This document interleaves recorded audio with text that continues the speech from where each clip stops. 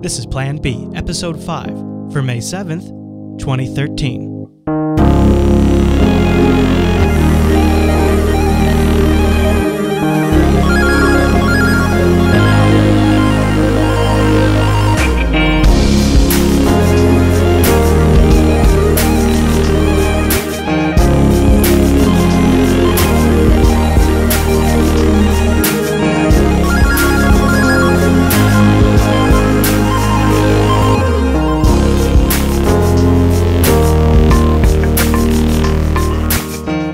You're listening to Plan B, Jupiter Broadcasting's weekly talk show contemplating the future and present of Bitcoin with insights for the novice, shop talk for the expert, and opinionated discussion for the interested observer of all things Bitcoin and related technologies. My name is Chris, and joining me every single week is my co-host, Drew. Hey, how's it going? Hey man, welcome to Episode 5. Oh yeah, we're here. Big show this week. Oh yeah. We're going to talk about mining. It's probably one of the number one series of questions we get, or category of questions I should say, is about mining. We're going to talk about Bitcoin mining, Litecoin mining, but it's also been like a huge news week. I know, we got a ton of stuff to go over. So Yes, and I thought we would start, as is now customary, with the feedback this week, so that way we can kind of warm up with the questions and feedback from the folks out there. And the first one came in, I titled it Coins in Canada. And I thought this was kind of interesting because it was from a viewer in South Africa. And he wrote in, he said, hi guys, I'm a regular listener of Last Quarter Radio, TechSnap, and now Plan B. I download the shows around midnight and listen to them during my daily commute. Well, see, that's exactly what we go for. So thank you, because we try to put them out so that way you have them in the morning. He goes on to say, I've known about Bitcoin for a few years, and I'm kicking myself for not starting to mine way back then. I'm currently setting up Litecoin mining rig, but I'm having trouble finding GPUs at a price that makes it worthwhile. Well, stay tuned, Jonathan. We'll have a link for you. He says, I was Googling around and I found the following article quite interesting and want to know what you thought. Canada is considering minting its own cryptocurrency. He includes the link. Also, a Bitcoin exchange has been set up in South Africa to trade between South African rands and Bitcoin directly. The site basically matches offers to sell or buy. A great idea, so I thought I'd share. Keep up the great shows. All the best from the tip of Africa. Drew, what do you think about this? Canada setting up the Canada coin, or the Fed setting up the Bernanke coin? Oh no, please no, no to the latter. Do you think it could ever actually happen? I mean, if you compare these actual central bank sponsored, at least in Canada, it seems they said the Royal Canadian Mint or something. I mean, I haven't looked into technical details, but I highly doubt that they're creating a fixed supply of possible coins to come into existence. So I think that's a huge factor as a benefit for Bitcoin. But maybe like 100 years from now, we'll see individualized cryptocurrencies for countries in particular. Maybe, I don't know. I agree with you, Drew. I agree with you. Drew, have you heard of Listen to Bitcoin? Yeah. Yeah. Are we listening to that right now? We are listening to Bitcoin right now. If you're not familiar with listentobitcoin.com internet, you can actually listen to Bitcoin transactions happen across the Bitcoin network. One of the advantages of having the ledger be public, since everybody has a copy of the blockchain, we all get to see what's happening. And a very ingenious developer out there took this idea and made this really cool visualization guide. And I've actually reached out to him to have him on the show, and he's agreed. I just haven't gotten back to him yet because I'm a lazy bastard. I don't know why I haven't gotten back to him. We got a lot of stuff going on. Yeah, we do. Anyways, Shadow River wanted us to know. He says, hey, I really like the show and noticed that you guys like some Bitcoin visualization. So I wanted to pass this along. It's called listentobitcoin.com.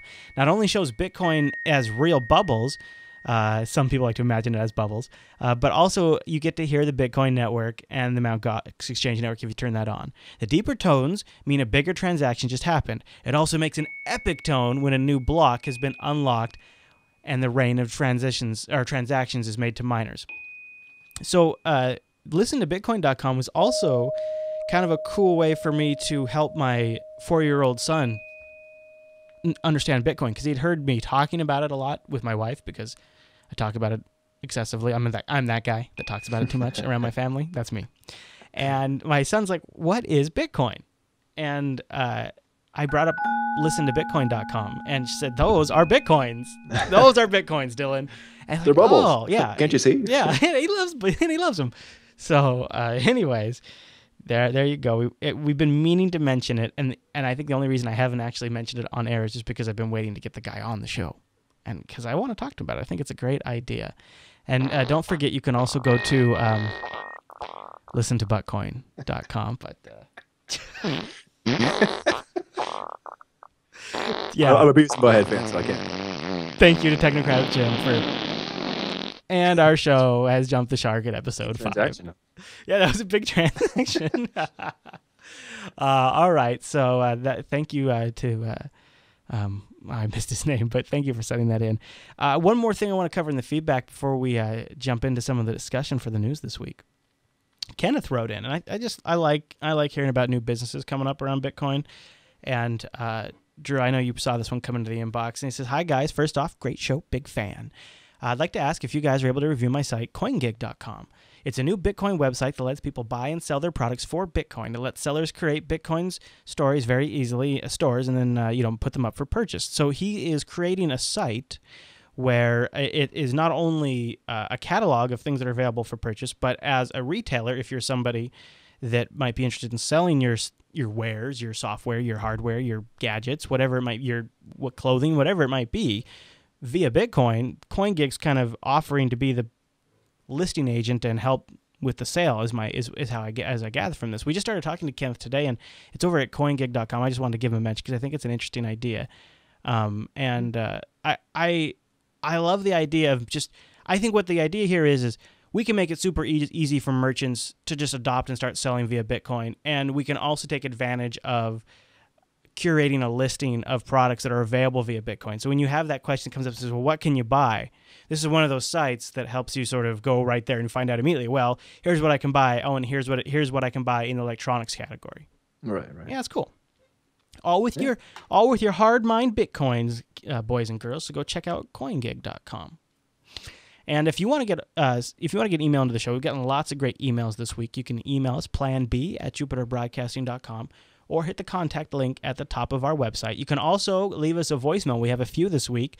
Call us 1-352-587-5262. You ready for that? It's 1-352-58 Plan B. Oh yeah. Before we leave the feedback segment, I wanted to make a little plea to our audience. I know a lot of you are loving the show, and the last 3 episodes performed really well. People commented in iTunes, and we got to the up and coming section of the software section of the iTunes store, and a lot of people found us that way. So thank you. If you haven't yet left us a comment in iTunes and you do have iTunes installed, please consider going in there and finding Plan B, or just use the link in our show notes. It will take you right there. And leaving a comment, those ratings and those comments are what bring us up in the chart so then other people can discover us. It only took about 20 of you to get us up to the very top. We were number 1 in the new and up and coming in software for a few days. So thank you. And we've started to drop off, but we could use some more if you'd like. Also, if there's a forum or a site where you could spread the word about our show, like the Bitcoin subreddit, we're not asking you to spam, absolutely not. But if we cover something interesting, you could throw a link in there, maybe within a title that's descriptive so that people might know. And we just want to remind people you can also deep link using YouTube. You can go in there and you can share to a specific point. So that way, if you want to link to something in maybe a subreddit or a forum and you want to go right to the point in the show, that's one way to do that. People like it when you do that. Or if you just see any of our links show up in one of the subreddits and wouldn't mind giving us an upvote or adding comments. Like last week, I really thought, a great chat with Paul, the operator of BitVegas. And I think a lot of people are interested in how BitVegas works. And that episode performed very, very poorly by our average standards. New Discovery was way down. It hit the Bitcoin subreddit, and then everybody started dogging on us for talking about Litecoin, and they buried the post. And so that'd be the kind of thing where fans of the show could kind of help out and come to our aid and sort of, correct them and say, come on, they're not a bunch of Litecoin lunatics. They just aren't afraid to talk about it. That kind of stuff. When do you get to hear these kind of questions asked to this guy? Like where else have you seen that? So that's exactly, yeah. I mean, we just like to have open conversations, and if you want to help spread the word about the show, that really helps us out. Word of mouth is the absolute best type of marketing for a show. All right, Drew, what do you say we move into some of the news? Yeah, let's do it. And the price right now seems to be holding around $109 as we record this show. It's been a hell of a week. Hell of a week. Poor Miss Kashmir Hill picked a bad week to live off Bitcoin because the price has been all over the place. Oh, I know. It didn't help her sleep habits there. I maintain too that the price has fluctuated directly with Silk Road's fluctuations. I'm still thinking there might be a correlation between when Silk Road goes offline, Silk Road comes back online, buyers and sellers start cashing out because they're afraid Silk Road might not come back, and the price tanks because all of a sudden all these coins come on the market and we have an inventory problem. We just simply have too much inventory when a bunch of sellers or a bunch of buyers decide they no longer want their money in Silk Road. We have an inventory problem, and the price goes down. I mean, I'm not saying it. I mean, it's not like it's causing the price to tank completely, but I think it's made a big impact. However, Drew, there have been a few other stories this week. Oh, plenty. That may have been responsible for driving the price down. Why don't we start with this first story about regulation? Kind of jumping around in our news list a little bit, but there's potential. We've talked about FINIC, I believe, the guys that have laid down guidelines for virtual currencies.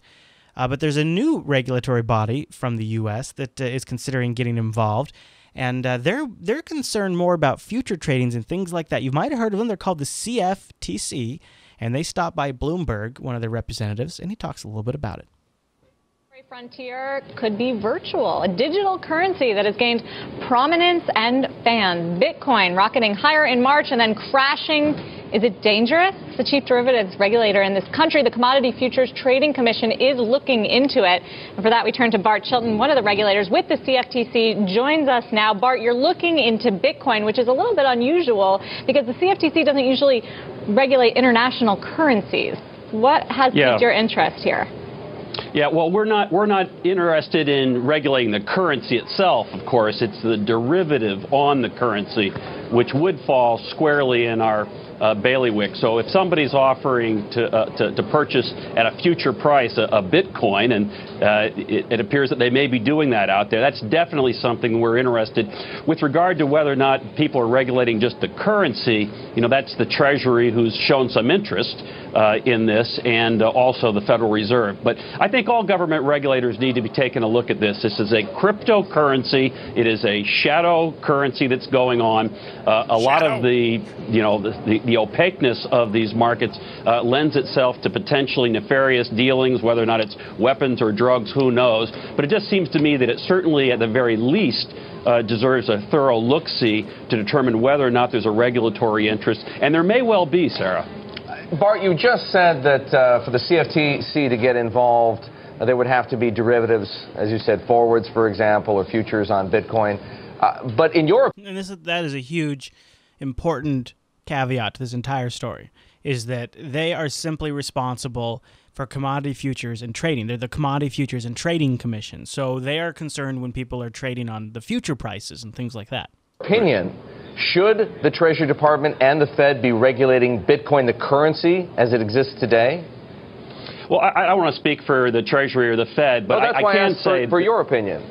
Well, my opinion is that there does need to be some regulatory oversight over these things at a bare minimum. Now, whether or not we get into it, we'll have to make a determination. But what Treasury has done so far is that they've said that that Bitcoins are essentially like a currency that's operating, and it's a financial service company. And so they want to ensure, and again, can't speak for the Treasury Department, but I know they feel very strongly about money laundering and trying to avoid that sort of thing with currency. So to the extent that they're involved already, I'm encouraged. But from our perspective, Eric and Sarah, I think we need to give this a really good, hard look, because this isn't just monopoly money. It's real money. Oh, it's real money, Chase. Or Chase. Wow. Drew. Chase. So, I think this sort of speaks to a pretty big misunderstanding of how Bitcoin works. First of all, what kind of, how you would just going to walk in and be like, okay, we're up here, we're going to regulate this now. We're going to be regulating this. I mean, come on, really?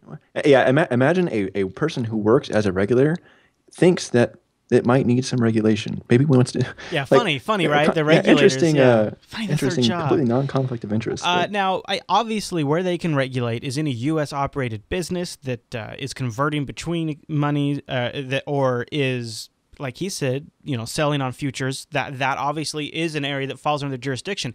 Now, I've seen a lot of negative press around this.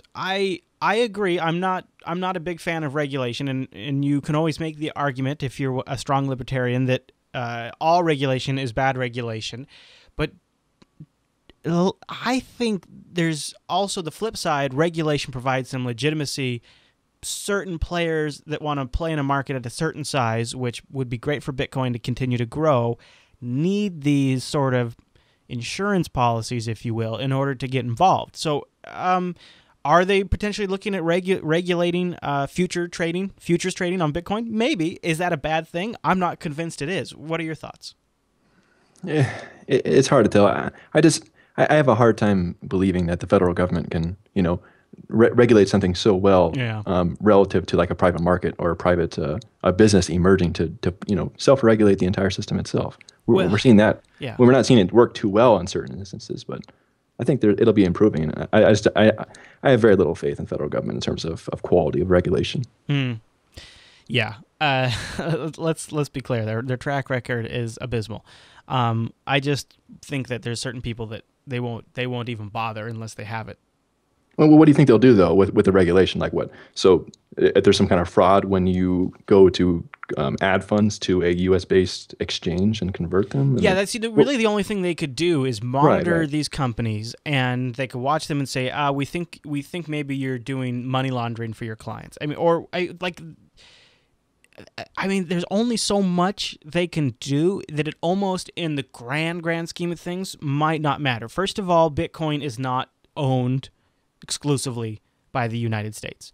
There are, it is a worldwide currency, and there are laws and that could happen in any other country that will have zero impact on what happens in the U.S. And transversely, we can make rules here that won't impact how Bitcoin is used in Spain in the least.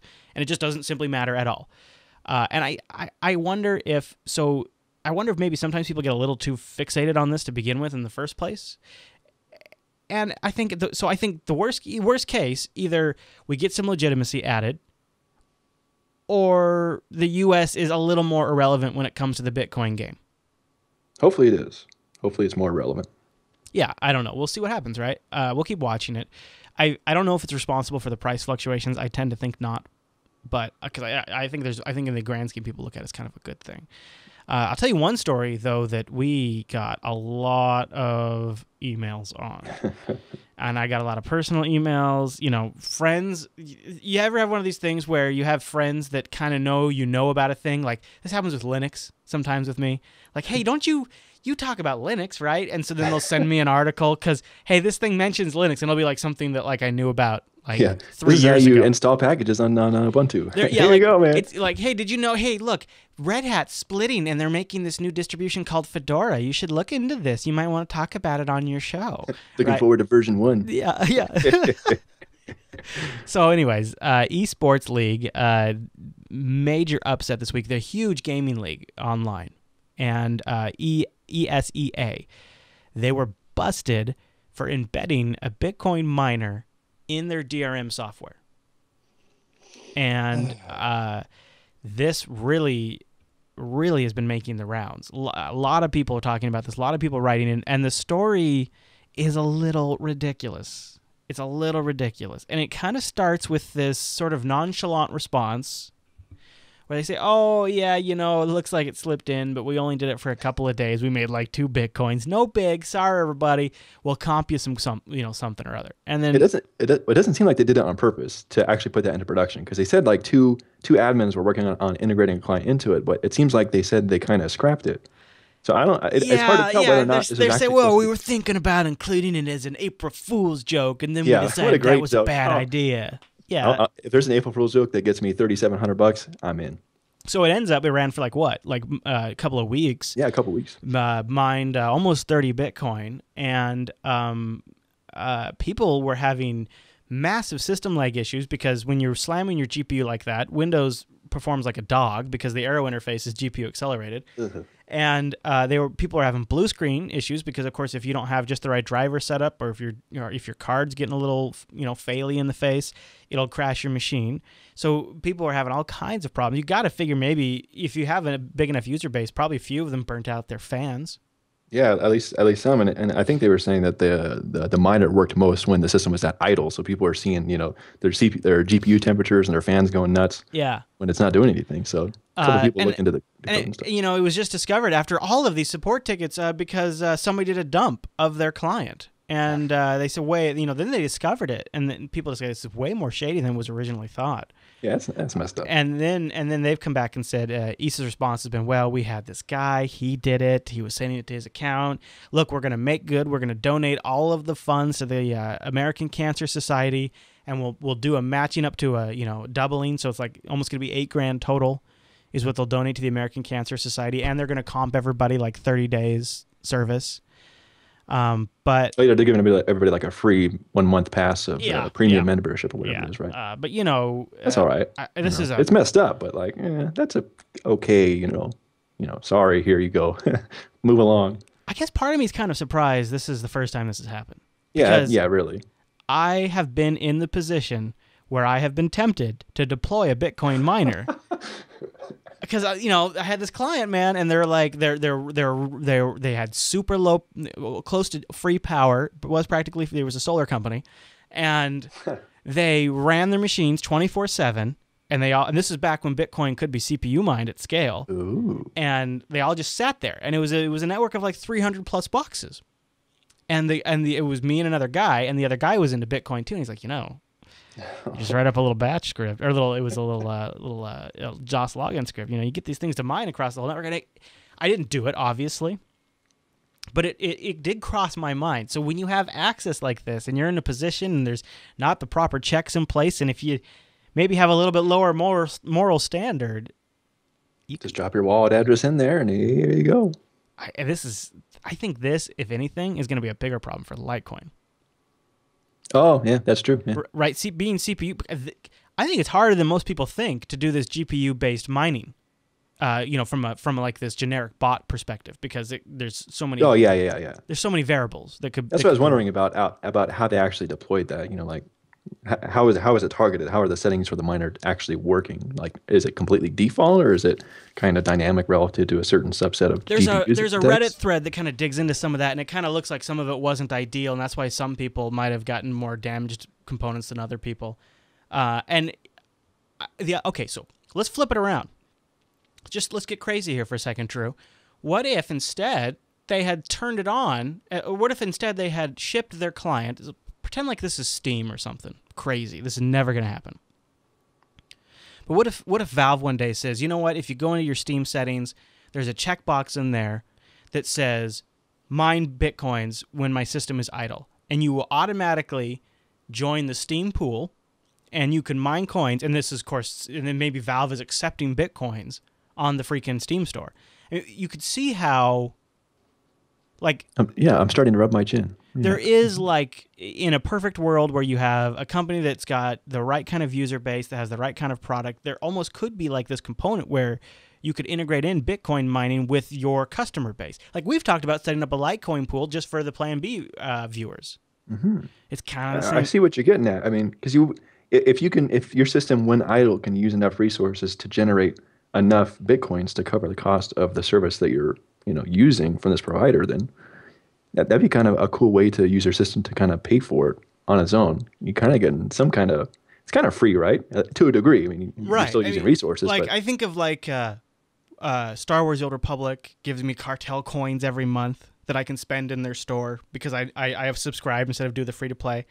It's kind of it's kind of equivalent to that, only it's real quote unquote money that you could then also spend in other places. I don't know. I don't know, Drew. Never gonna happen. Crazy pipe dream, but I like it. Maybe companies like that, I mean, at least explicitly, would have a miner set up like that so that you actually pay for your service with your idle resources.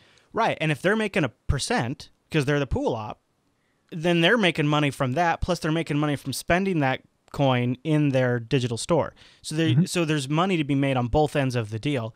Plus, it keeps people logged into Steam. It keeps you using Steam. It keeps you part of the Steam community. There's other elements to it as well, but I just think it sounds pretty crazy. So esports, I mean, these guys, the ESEA League just blew it. I mean, they blew the communication thing. Obviously, the guy that ran the place wasn't really clear on what was going on, or he was involved.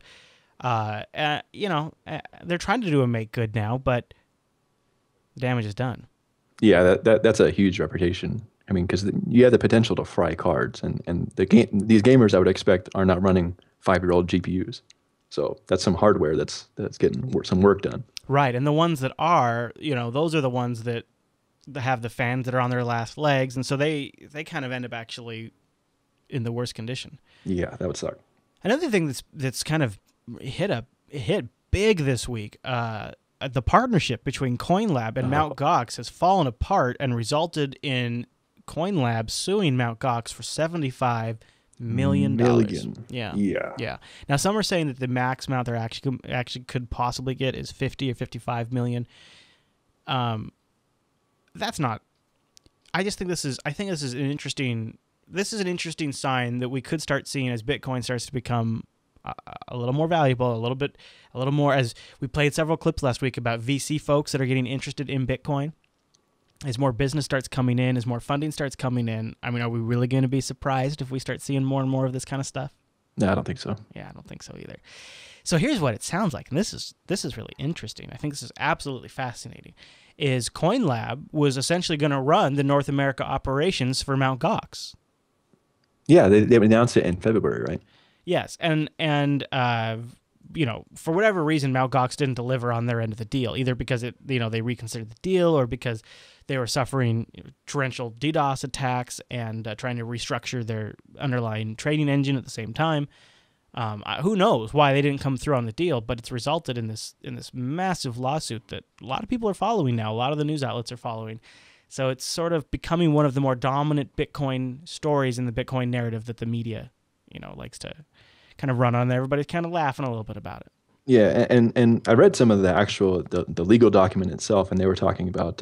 So I guess CoinLab was supposed to take over on March 22nd. Yeah. Around then, take over the providing of the services to U.S. customers. So that basically, it seems like their contract that they had drawn up was that Mt. Gox couldn't continue offering these services to North American-based, consumers or customers. So as Mt. Gox continued to do that, then they breached the contract they had with CoinLab. And they wouldn't give CoinLab, I guess, CoinLab says they wouldn't give them any of the YubiKey stuff, wouldn't give them any passwords, no access to the database, no access to their IT infrastructure to even begin doing anything. So, yeah, I can't wait until we start to move away from Mt. Gox more and more. There's a new Bitcoin exchange that just launched here in the U.S. It's got some pretty compelling features, including, I guess, the ability to short Bitcoin. Oh. Yeah, a lot of people have been asking for that. Look out. Watch out. Yeah. That's the cool thing about no regulation is that people can choose to operate within exchanges that do or do not allow short selling. So there's some good and there's some bad with it. Let's find out. So that's, what this really is anybody surprised that Mt. Gox didn't really deliver here on whatever the freaking deal was? I mean, they and to be fair to them, they have been kind of slam. I don't understand why the lawsuit's getting. I mean, this made huge waves when it was announced, and now looking at it a few days later, when we sit down to record the show, this just seems like a lawsuit. There's thousands of lawsuits filed every day. Looking at the complaint, it looks like CoinLab had an agreement with Mt. Gox. CoinLab probably paid a pretty significant sum of money, or maybe bitcoins, for that agreement. And now CoinLab is just simply alleging that Mt. Gox just didn't deliver on their end of the agreement. This happens all of the time in business. Yeah, it's not a crisis. And yeah, I don't think that Mt. Gox is going to disappear as a result. Not going to happen. No. I mean, they'll. So first of all, it's because Mt. Gox, I believe, I could be wrong on this, but I think because Mt. Gox is out of Tokyo, it goes to federal court. Right. These things always result in settlement. Always. It is almost completely guaranteed to end in some sort of settlement. Right. So it'll be a whimper, a few months or a couple years down the road, I guess. I don't really, and I wonder what it says about the state of Mt. Gox too, because they were literally going to hand over the YubiKeys of their North American customers and like everything. Everything was going to CoinLab, not Coinbase. Don't get this confused with Coinbase. A lot of people are doing that. CoinLab. They were going to give all North American operations over there and say, all right, we'll just focus on the rest of the world, I guess. Yeah.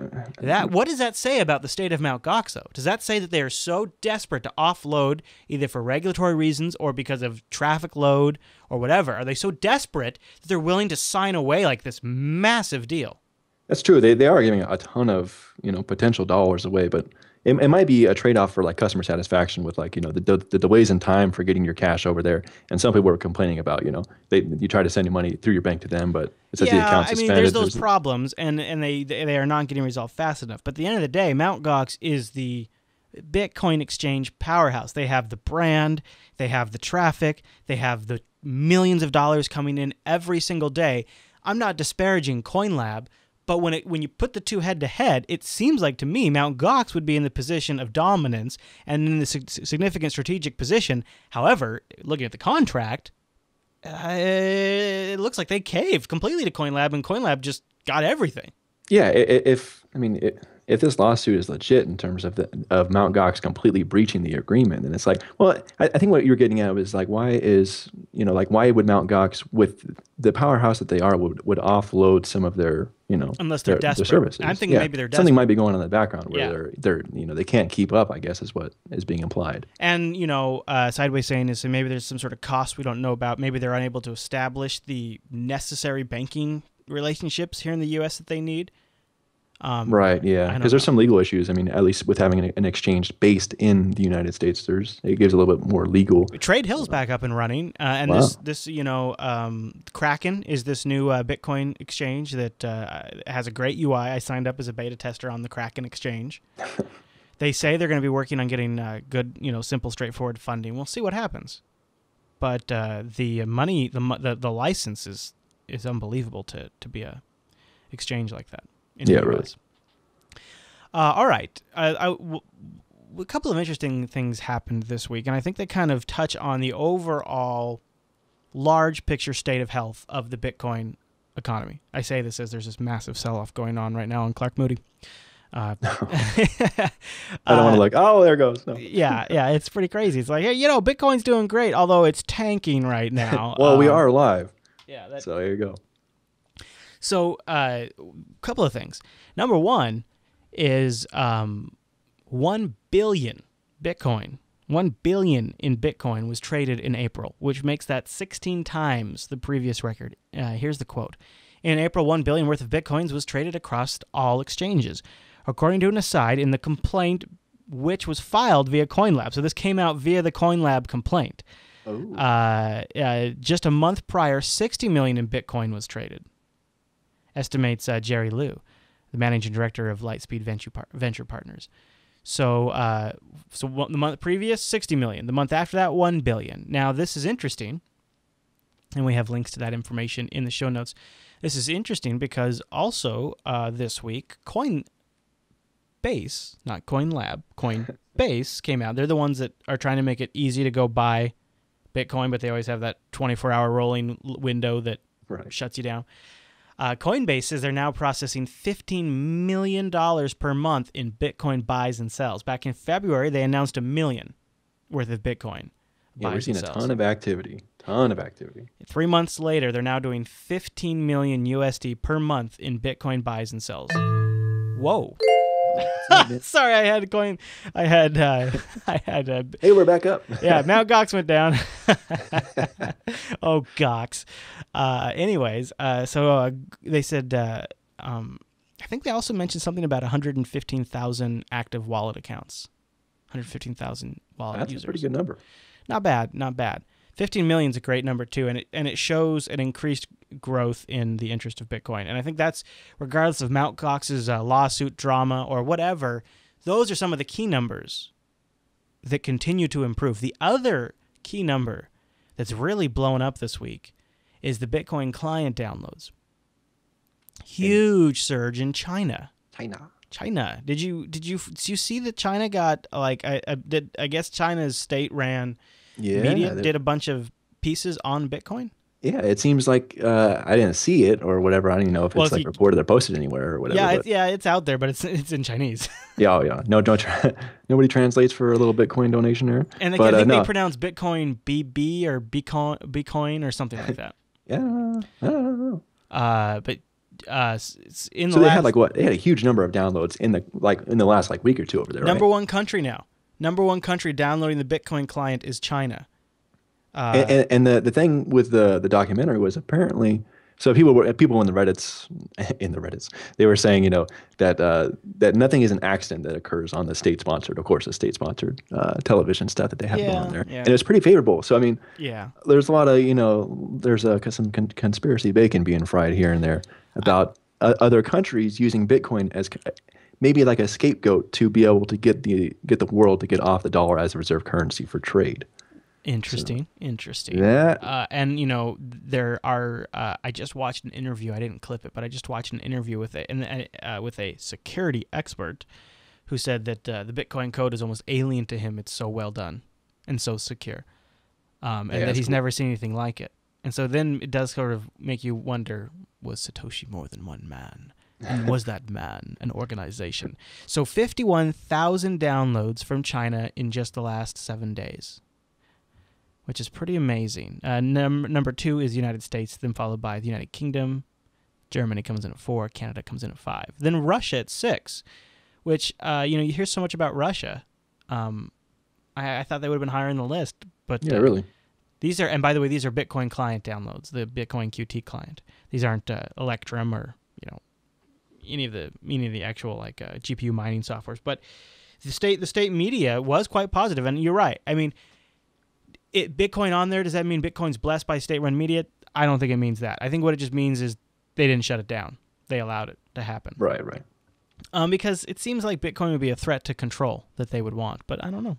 Maybe it seems like it, but I mean, at the same time, they want to get out of the dollar. Yeah. I mean, they're at least doing that to some degree in other countries as well. Yeah, they have a lot of direct agreements set up with other countries to work outside the dollar already. So yeah, I mean, I see where you're going with that. People are moving toward it. I think it's going to be a bigger trend, and it's a good way for. So get your conspiracy bacon grill ready.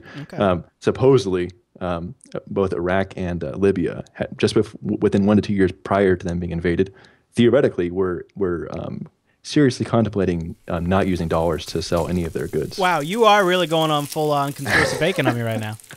Yeah, I had to warn you. They were talking about switching to taking transactions in gold to sell their oil. They nationalized their oil, and then we're talking about that's a thing.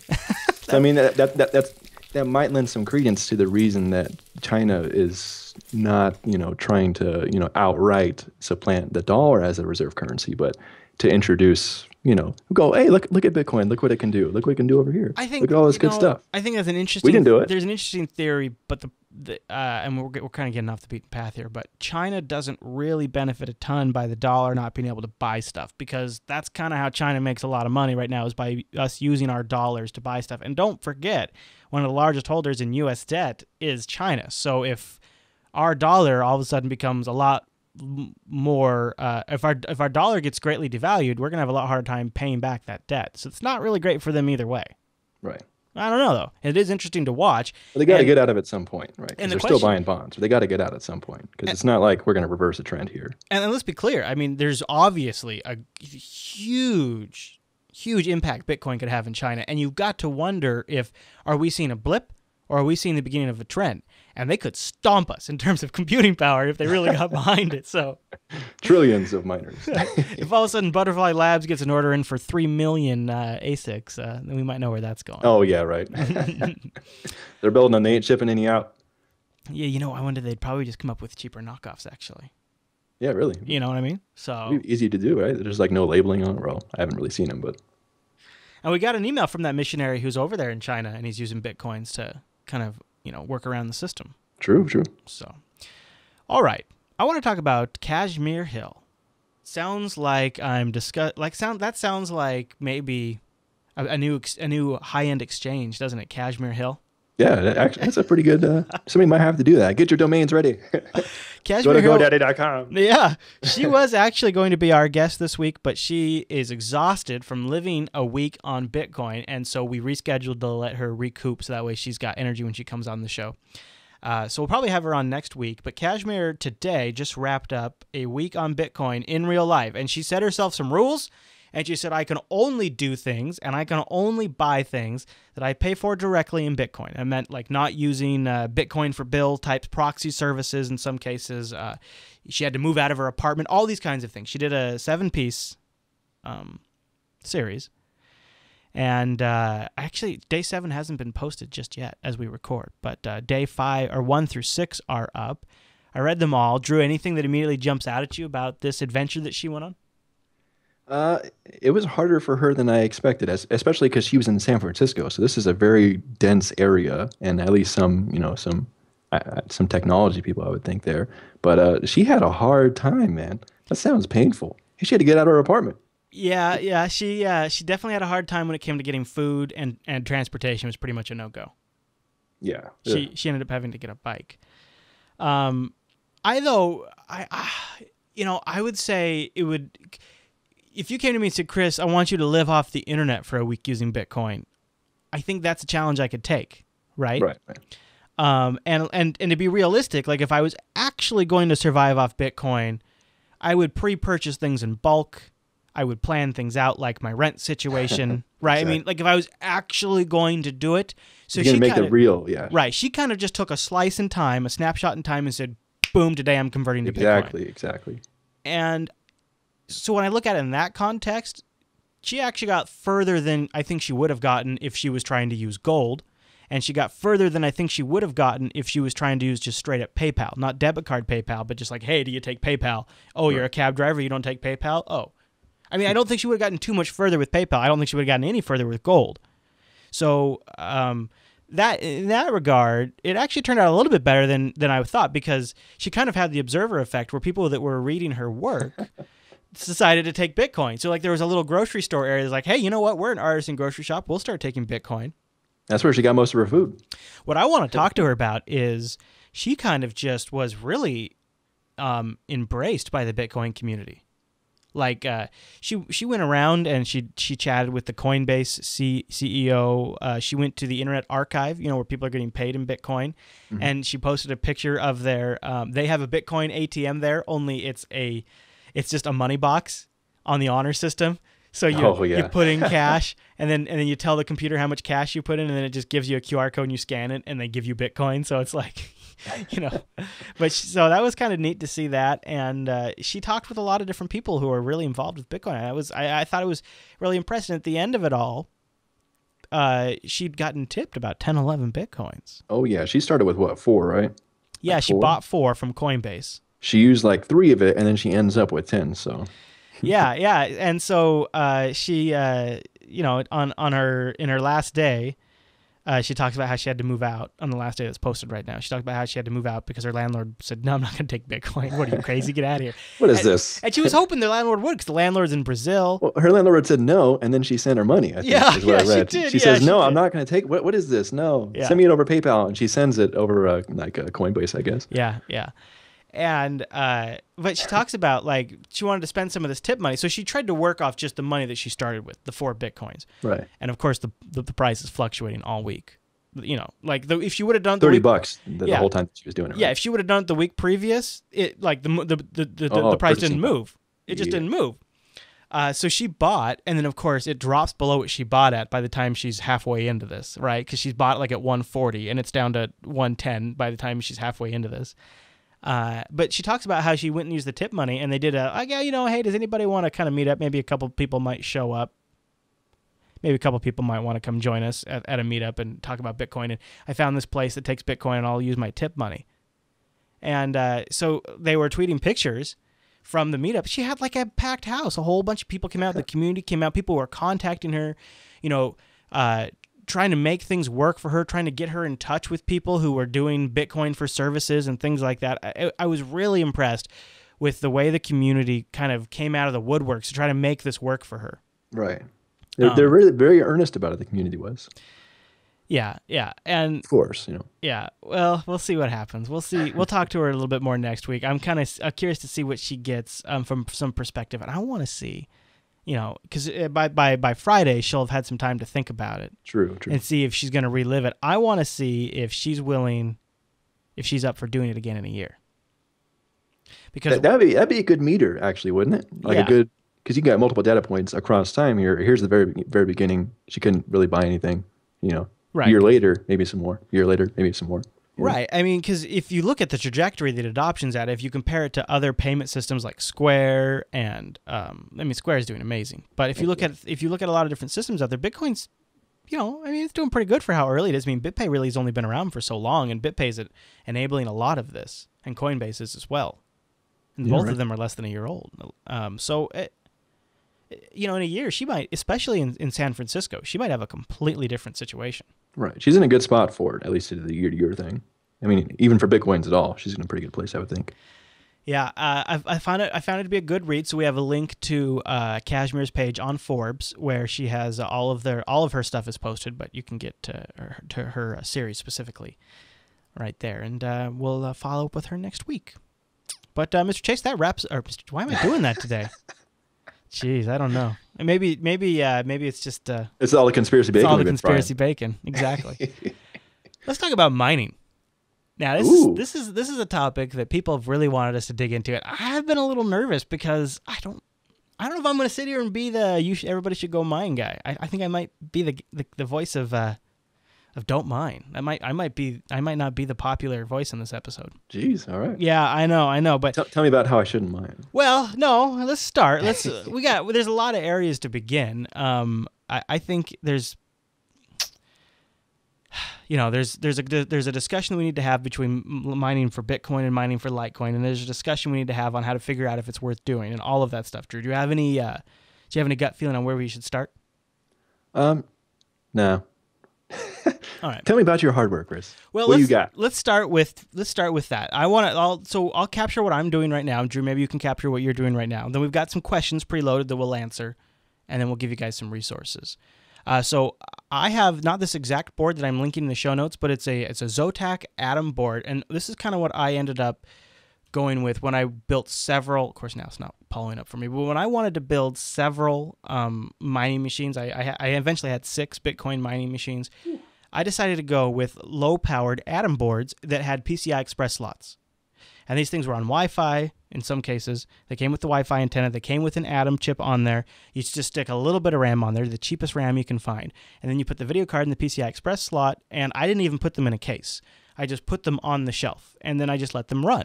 So I got a link to one of these in the show notes. Mine was about $150 for the board, but I figured it included, all the network I/O. It includes an Atom CPU. I ran Ubuntu Linux on there, so I didn't have to worry about a Windows OS. And that was my Bitcoin mining setup. And then I kind of transitioned to Litecoin, and right now I'm mining Litecoin under Windows 7. And I just have several PCs around the house that have Radeon 6,000 or 5,000 cards in them, and I use the Reaper, and I just use that to mine on those right now. And I'm in the Burnside LTC pool for my. And you were talking about before how you may stop mining once the temperatures heat up. Yeah, I'm kind of getting to that point right now, actually. Hey. It's I don't know. I'll just keep watching the cards because you always have to kind of keep in mind your ambient temperature. Right. And I think this summer Bitcoin mining is going to take a huge leap in difficulty because of the ASICs, and I think Litecoin mining is going to take a huge leap in difficulty because of the GPUs switching from Bitcoin to Litecoin. Yep, agreed. And so if those difficulty rates reduce my profitability and the heat is going up at the same time, I'm likely just to back off.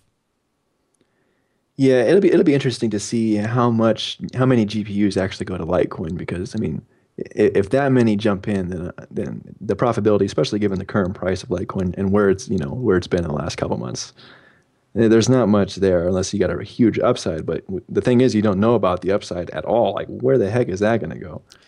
Yeah, I think I want to snap back because one of the things I've gotten from our audience when they write in is a kind of a misunderstanding about the state of mining, and I think part of that is because Bitcoin mining and now Litecoin mining have started on a trajectory that was originally very approachable just by having a decent CPU, and have now landed at a spot where minimum entry is really a GPU that can produce a certain amount of hashes. Right. And when you look at it, I think there's a lot of like old info out there potentially that people are finding, because we're getting emails from people who are, just like they're running them on. I mean, we'll get to some of the voicemails here. They're running them on everything that you could think of, and they're just kind of wasting power. Really, they're not getting anywhere. Right. So mining has transitioned to a much more complicated, much more professional type setup now, where you really kind of have to have some serious hardware investment. Like, it's gotten to the point where people who are making a lot of money with Bitcoin are renting out warehouses, they're setting up cooling systems, and they're putting in racks and racks of systems. So you really need to understand that when you're going up to mine, that's what you're really kind of going up against. They are your competition in a sense. Right. All right, so you got to look at it that way. However, here's my philosophy, is like, Drew, if there is a bunch of people upstream from us that have that are mining for gold, and they're getting big old nuggets of gold, right? We're getting the flakes downstream. Yeah, exactly. We're tiny little flakes. We're getting the flakes, and if you're okay with grabbing the flakes, and that's really all you need, like that's where I think I love the idea of what Butterfly Labs is trying to do, where these external USB devices, and maybe every 3 months I buy one of those and I plug it in and I incrementally increase my hash rate, so that way I can just keep picking up the slivers that come downstream. And if I can rack up every few months a few Bitcoins, then that's great. Fantastic. If we're talking 30 watts of power to do it, whatever, that's awesome. But you gotta sort of adjust your expectations when it comes to that, because now there are systems like these Avalon ASIC boxes that are, people are spending $6,000, $7,000, $8,000 on eBay. They're spending even more money for these things, and these things are bringing 65 gigahashes into online. And so when you're getting 40 kilohashes off your CPU or 300 megahashes off your ATI card, you got to understand the people when these 65 gigahash systems come online, or 5 gigahash systems, or 30 gigahash Butterfly Labs systems come online, they're going to be making all the money, and you're going to get slivers at best, right? I mean, you agree with that, Drew? Oh, absolutely. Yeah, 100%. I mean, the average Joe is getting completely outclassed in terms of mining capacity, especially with Bitcoin. I mean, you might be able to hold on if you have some really good hardware with Bitcoin, but your time is running out, especially with that. So there's no ASICs for Scrypt on Litecoin right now. So Right. You might see something there, but And I think that's sort of why we've talked about Litecoin a lot more, is because we see, so here's the criticism there is, well, then that's just people who missed the original, people who missed the original window for Bitcoin. Now they're sore they missed it, so they're switching to Litecoin because they're hoping to pump that up to make money on there. And maybe that is what's going on, or maybe there's going to be a demand for that secondary digital cryptocurrency. So maybe, yeah. It's hard to say at this point, but we got a couple of questions. Why don't we start with this question, because it kind of gets into Litecoin mining, and it came from Nexus in the chat room. Hello, Nexus in the chat room. So, are you a Bitcoin or Litecoin miner? I am trying to be a Litecoin miner. Yeah, I have an Ubuntu 12.04 system set up for my DVR that I decided, it's running 24/7. I might as well have it doing something while I'm not at home also. Mm-hmm, mm-hmm. So I found... What kind of video card is in there? I believe it is just a regular Intel video card. Oh, okay. I haven't really looked into what type of video card it is. Okay. But I found online tutorial how to compile and set up the Litecoin D process, and that's running, and it seems like it's running just fine.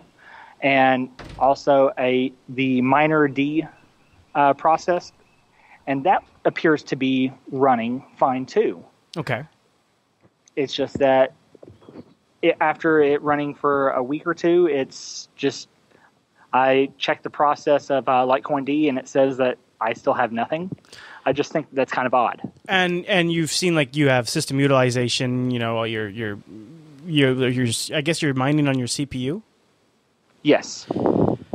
I've never actually Litecoin mined on a CPU, so I don't know if it could just be that maybe the difficulty rate has gotten to the point where that's all you get for a return on CPU mining. Drew, do you think that's possible?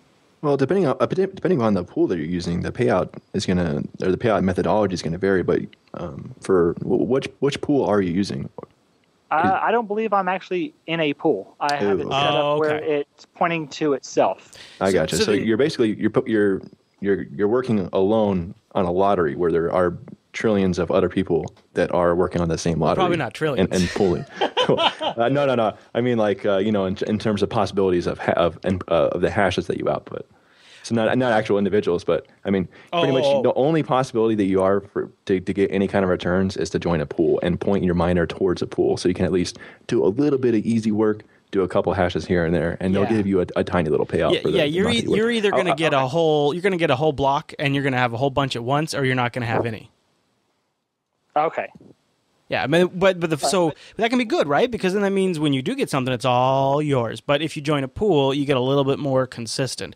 But you might in the show notes we're gonna have links where you can put in your power usage, and there's a couple of really nice like a kilowatt meters you can get to monitor your power usage, and you can see you might actually find that if you're not mining with something that's putting out the high enough hash rate, you might actually you might be losing money.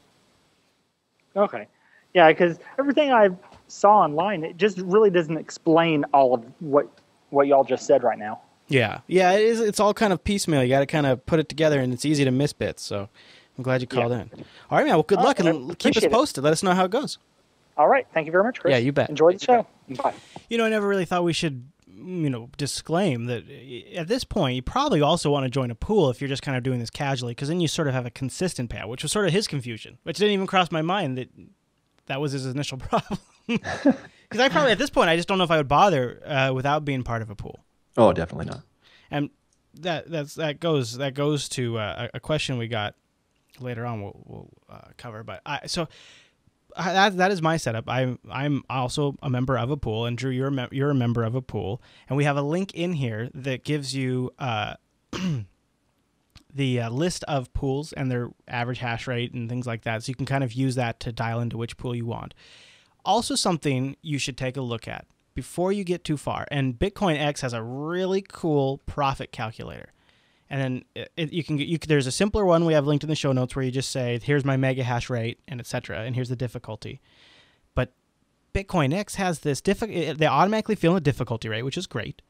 And then you say it automatically fills in what per block reward would be, and what the current conversion rate is, and what your hash rate is. So I'll say my hash rate is 1,200 mega hashes, right? Or I'll say it's about 1,400. So it's 1,400 mega hashes. Okay.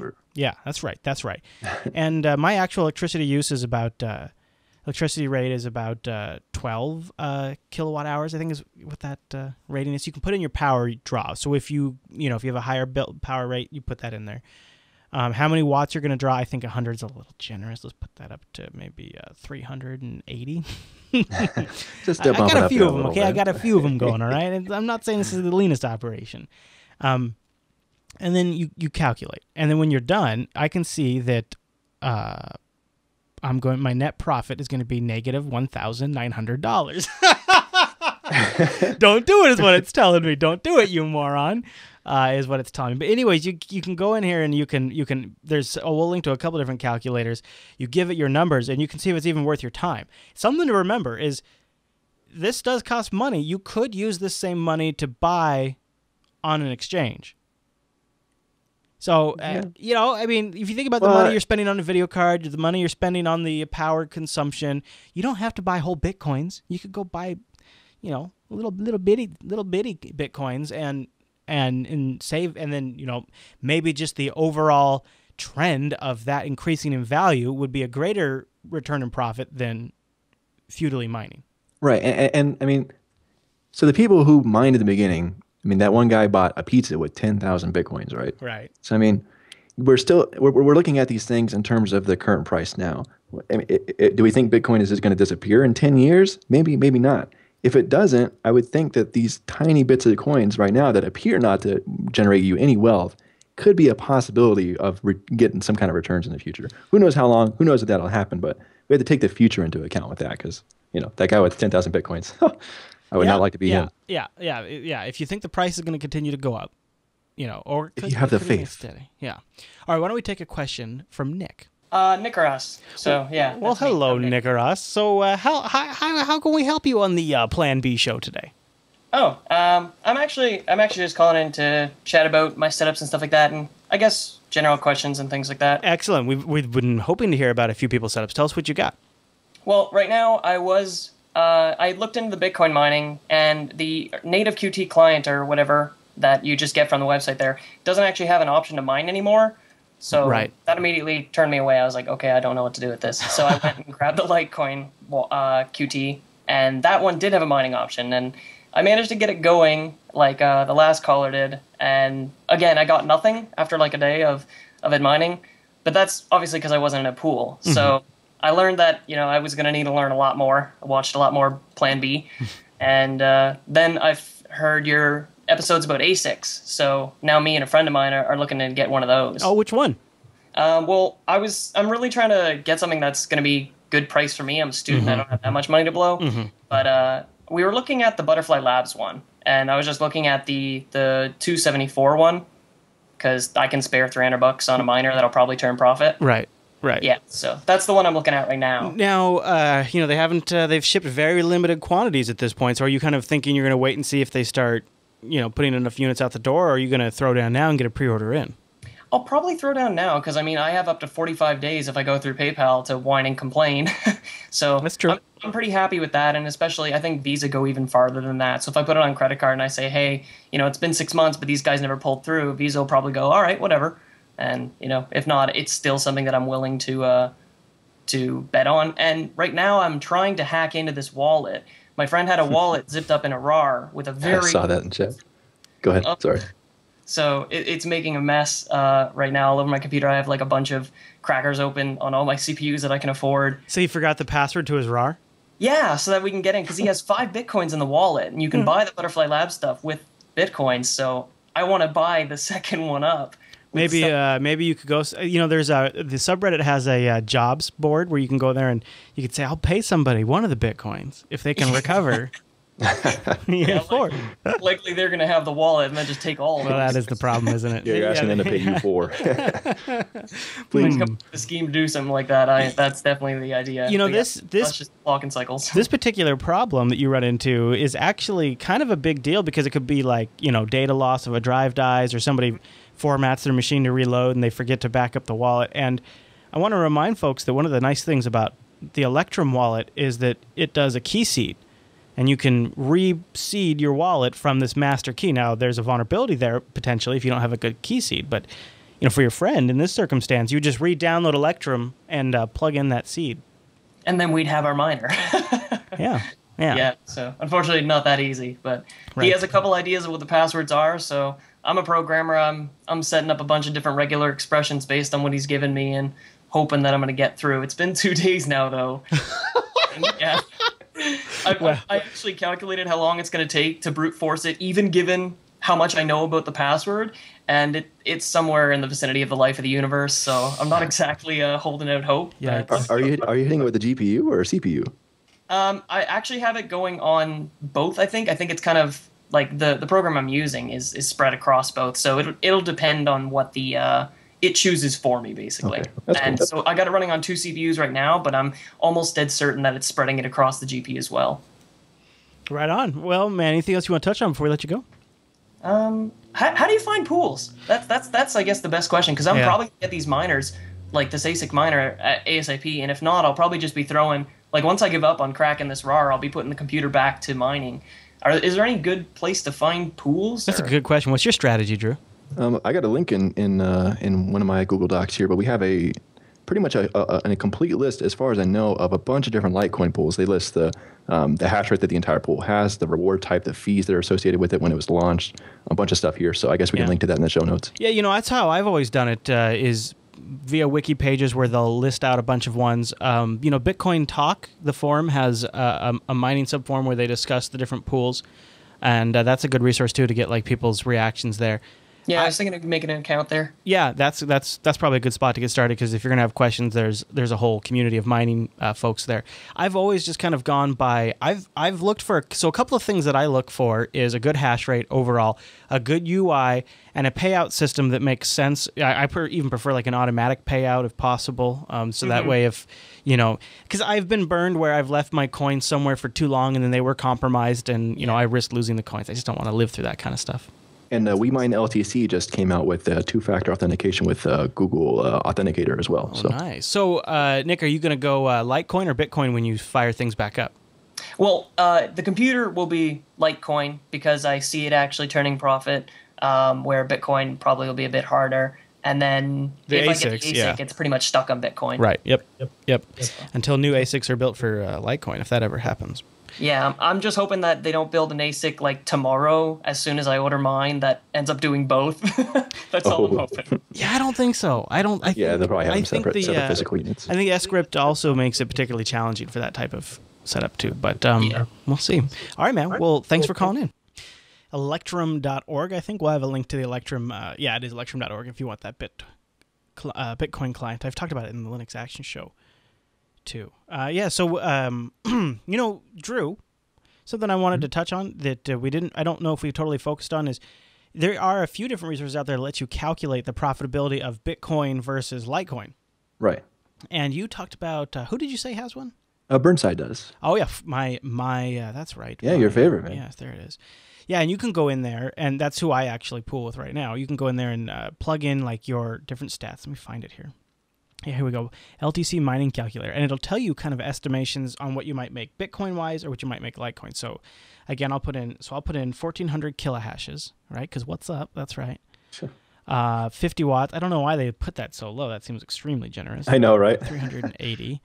Especially for you, Mr. High Roller. 12 kilowatt hour, though. That sounds right. All right, so now I'm going to say calculate, and then boom, it populates the fields with what I could maybe likely suspect if all things being equal, you had a low stale rate and all that kind of stuff. My per day profit would be about 0.1 Bitcoin or about 3.5 Litecoins. So you could see how if Litecoins go up in price, now is a really great time to be there. Now, I'm not necessarily saying that's what you should do, but I think that's kind of why we have sort of refocused our mining efforts on Litecoin. Drew, you agree? Yes, I do. There you go. Okay. All right, we have another email, or no, this one was a voicemail. Sorry. Hi guys, it's Tim here from New Jersey. Thanks for the show. I really enjoy it. So my story is I started out mining by putting an AMD 7850 in my home server, and once I figured out how to do it, I was hooked. So I went ahead and built a dedicated rig with 4 7970s in it on an open test stand. And currently I use CG Miner on Windows. I find the command line pretty easy. And I use the WeMine LTC pool. And they're quite professional. They continue to improve site security and appear to be handling DDoSes pretty well. So far I've mined 50 coins, and I plan to keep going. Hope to be able to spend them on goods and services in the near future. By the way, when my wife saw the rig for the first time, her impression was, quote, looks like a fire hazard and a waste of electricity. Anyway, that's my setup, and thanks again. Bye-bye. Yeah, well, the spousal approval factor sometimes can be a challenge. And I'm hashing really fast. I'm hashing. Did we play Nick? Nick or us? Yeah, we did. Okay, good. And did we play Next to His? Well, hello, Next. Yeah, we played that one, right? Okay, good. I want to make sure we played those ones. All right, we have one more voicemail. This was KM Computing, and he called in. KM Computing? Well, hello, Kai. How are you doing? Good, thanks. And what are you up to this afternoon? Are you following the Bitcoin stuff? I am actually, yes. Oh, good man. What's on your mind? Pardon? Well, I'm just quite... Sorry, I just got on a bus to head to school. No problem. I'm quite concerned about the quality of the ASIC miners, because I'm a kid that has no money, but I'm quite concerned on how long are they really going to last. Right. Did you see recently too that there's an actual there's a thread going where somebody has one of the Avalon miners and one of the boards actually burnt out on him. It got too hot, too much power going through there, and it shut down just that board. The rest of the machine kept running, but all right. It's going to be a problem, right? Anytime there's you have a group of people, or maybe this is one of their first or second or maybe third products in the case of Butterfly Labs. Butterfly Labs has done FGPAs before, right? And so that's one thing to consider, is that this isn't their first time making a system like this, but you do have to wonder, especially when they're rushing and they're maybe trying to do it for cheap. I think that's always going to be a problem. Ventilation and cooling is going to probably play an important role in keeping these things running. Okay. Chris, with Bitcoin mining, what do you suggest is the best mining pool? Oh boy, that's hard to say. That's really hard to say. Have you looked into P2P mining pools where it's a little more decentralized? And one of the cool things about these P2P mining pools is that right as you discover, you get your reward immediately. Just deposits directly to your wallet. I kind of like this because I wonder if there's certain aspects to Bitcoin where we end up centralizing ourselves. And it's funny because the whole thing is, fundamentally its biggest advantage is that it's decentralized. And then we centralize around these certain exchanges and these certain mining pools. So I like the idea of a P2P mining pool. But, since I don't mine Bitcoin anymore myself, I haven't been keeping super current on it. Okay. With my mining setup, I've got a 2012 iMac with a ATI Radeon 6500, and that's going at 70 mega hashes, and I've got that running almost 24/7. Yeah. One of the things that I've started to invest in was mining on my Raspberry Pi, but I've been mining to a different pool than it's like a pretty low-key Bitcoin mining pool, and I'm only getting 200 kilohashes, but the reward that I get from the pool is actually really good. Do you have any suggestions how I could, or that would be low profit, and I could improve my setup? So it sounds like you might like that other pool a little better. So maybe you should switch your main machine over because that's obviously the Pi is going to be your bigger limiting factor there until you can hook up a Butterfly Labs or some sort of USB. We have links in the show notes about these. They look like thumb drives these guys are working on that are little mini ASIC miners.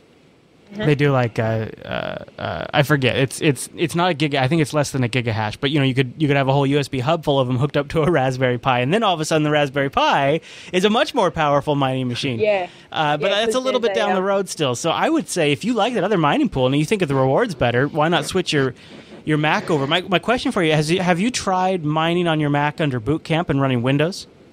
No, I haven't, because it's mostly my family's Mac, so I don't really want to do too much to it. Yeah. I have found that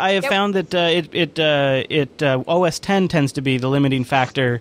I don't know if it's just the OpenCL implementation under OS 10, but you get a higher hash rate under Windows or Linux on the same hardware.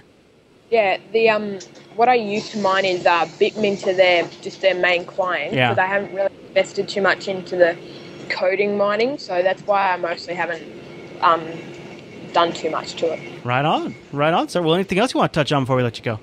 Not much. Just let everyone know that I'm looking for a co-host for a Raspberry Pi show over at bit.ly/PiDraft, and I'd love to have you guys on the show.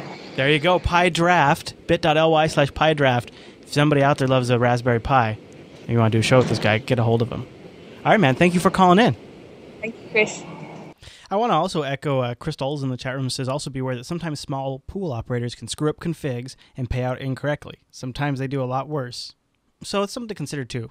Definitely, yeah. When you're going security things too.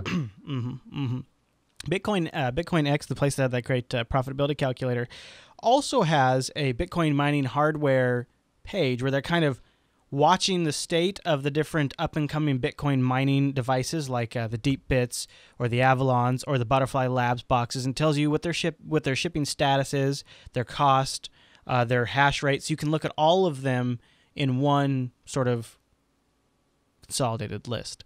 And that's probably something worth keeping an eye on. We were talking a little bit there with KM about those USB devices. Those are coming down the road. Yeah, another route people are going, and I'm very unfamiliar with this, and so I'm not recommending it, but I want to make people aware, is there's also the company ASCII Miner is selling shares, and so you can buy shares of ASCII mining hardware and then, I guess, reap the profits that your share of hardware mine. And I guess ASCII Miner is not only doing this kind of model, but they're also involved in productions and development of hardware.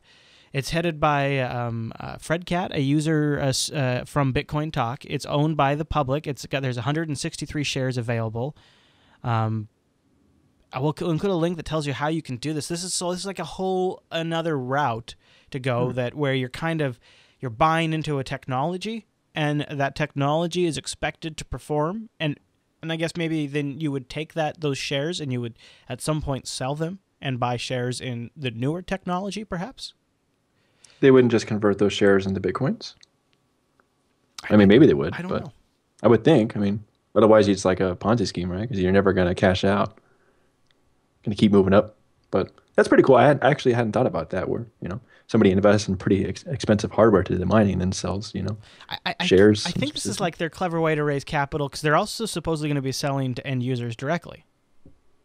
I wonder how they can really transmit the authenticity of how the device is performing, though, to the users. Because that seems, maybe they do it well, but, you're just buying a share and go, hey, well, hopefully I get some coins out of it, It would really, I don't know how you really know. So it says here on their page, you have two ways of buying shares in ASCII Miner. You can buy pass-through shares through two separate stock exchanges, and there's BTC Trading and BTC or Bitfunder. Bitfunder is kind of the one I'm more familiar with. The process of signing up for an account, and then you use one of these funding sites to buy it like stocks. Huh. They say they trade the shares on one of these. And so you buy them and sell. This is really kind of a fascinating approach. It sounds like something that I would need to do research on before I could recommend it, though. But I can also see how it would be a way to sort of hedge your bets so that way you're not investing a ton of money into GPUs and then investing a ton of money into ASICs and then investing a ton of money into the ASICs 2.0 or whatever it's going to be. Because that could be this horse race that you're never going to win. Where if you can buy and sell shares as things improve, that's a different game.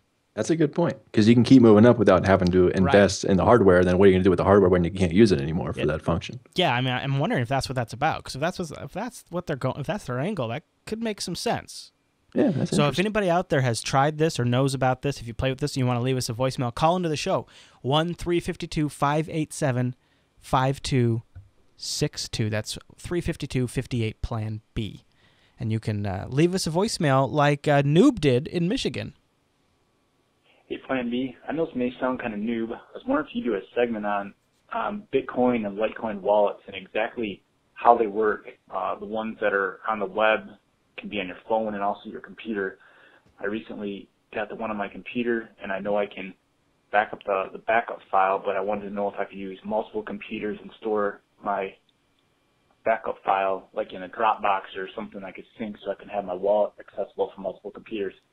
If you could explain that more, it'd be greatly appreciated. Thanks, and love your show. So I thought we'd just kind of include this question about wallets because if you're going to be mining this stuff, you got to put it somewhere. Right. What is your wallet approach, Drew? I used to keep them. You have to go and actually locate the wallet.dat file back in the Bitcoin days when I had a bunch of Bitcoins on my local system. But I kind of keep it distributed, not all in one place. But of course, definitely encrypt your wallet when you run it through the client. Definitely do that. And just to be extra paranoid, I threw it in a TrueCrypt volume and all that stuff. So you can burn it on a CD, so you don't have to worry about some terrorist launching a nuclear missile in the atmosphere and frying all the electronic devices and frying your hard drives and all that crap. Have you looked into paper wallets at all? No, I haven't at all. Yeah. I've read a little bit about them. So my approach right now is I use Electrum for local, and I encrypt and then I save it in my Dropbox. And then I also keep a small amount on an online wallet. And there's a few of them out there. I happen to like blockchain.info. Yeah, they're a really cool site. I have a couple coins on there as well. Yeah, and they offer some really nice, if you use their browser plugin, all of the interactions are all done locally, and so you're only sending them encrypted results, which I like a lot too, so you kind of don't have to worry so much about, some sort of man in the middle where like somebody throws up a phishing site or something like that. Right, that's very cool. Yeah. So you can get their plugin, and they also support two-factor auth, and they'll alert you, and they'll log every time somebody tries to log into your online wallet and their IP and where they did it from. You have to go turn it on, but it'll do it, which I think is super nice. So between the two of them, like I have kind of like my pre-charged account. That's my money I'm just going to spend, and then I have my savings, which is my Electrum wallet. Now, there is an Electrum port for Litecoin, but I don't think it's seen any action. And really, frankly, the official Litecoin client really hasn't seen a lot of action either. Yeah, that's true. But for right now, Litecoins, you have limited options. There's not... Very, very limited, so far as we know. Cause I think I heard of one Litecoin wallet online, but I don't know if I'd trust it at this point. Yeah, I mean... You need a rep. That's the kind of thing that needs a good rep. I know. I'm keeping mine on the exchange. I'm not keeping Litecoins locally or any of that crap. Yeah. You store all your Litecoins on the exchange, huh?